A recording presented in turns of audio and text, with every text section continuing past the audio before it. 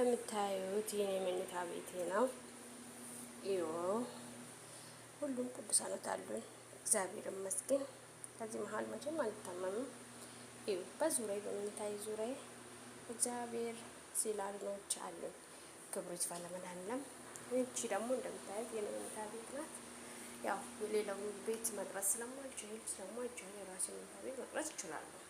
የሌላ ሰው ቤት ግን መቅረጽ አልችልም። እንደምታዩት ኪዳነ ምሕረት በትልቅ እያለችኝ እግዚአብሔር ይመስገን ሁሉም ቅዱሳኖች አሉኝ። ኪዳነ ምሕረት አለች፣ ገብረ ክርስቶስ አለ፣ መጥምቁ ዮሐንስ፣ ቅዱስ ገብርኤል፣ ሰጉራ ማርያም፣ መድኃኔዓለም፣ ተክለ ሃይማኖት፣ እመቤታችን፣ ቅዱስ ጊዮርጊስ፣ ጫልቱ፣ ቅድስት አርሴማ፣ ኪዳነ ምሕረት በትልቅዬ፣ እመቤቴ ድንግል ማርያም በትልቅዬ አለኝ። እግዚአብሔር ይመስገን ምንም በዚህ እንትን አልለውም፣ አልጠራጠርም። ጫልቱ ደግሞ እዛ ጋር ያዋት መላጣ ተመልጣለች፣ ፀጉሯን ታማ ነው ተመለጠችው። ምንም አይደለም። ልጆቹ ያው መኝታ ቤቴ እንደዚህ ሲያዩ ያው ትንሽ እንትን ሊነቅሉ ስለምችሉ ብዬ ነው። ያው መኝታ ቤቴ እንደዚህ ናት። እግዚአብሔር ይመስገን መኝታ ቤት ነው። ይሄ ደግሞ ክረምት ሲመጣ እንትን በጋ ሲመጣ ሙከይፋው ነው። አሁን ክረምት ላይ ነው ያለነው። እንግዲህ እግዚአብሔር ይመስገን እላቸዋለሁ። እዚህ ጋር ጫልቱ ነኝ።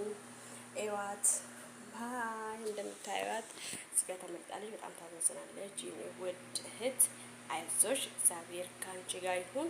አሜን። እመቤቴ ማርያም ካንቺ ጋር ይሁን። አሜን እላቸዋለሁ። በጣም ነው ደስ ያለኝ። ዛሬ ከሞት የተረፍኩበት ቀን ነው። ዛሬ ማለት እኔ ትልቅ ቀን ነው።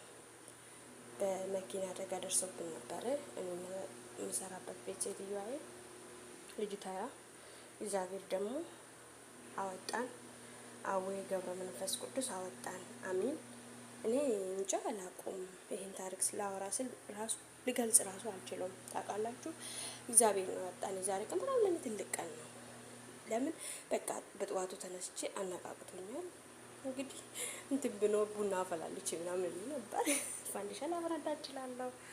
እንግዲህ ምን ታደርጋላችሁ? ሰው ቤት ያለው ሰው ያው ፈርተን አገራችን ስንገባ ድረስ ፈርተን አንገታችን ደፍተን ነው የምንኖረው።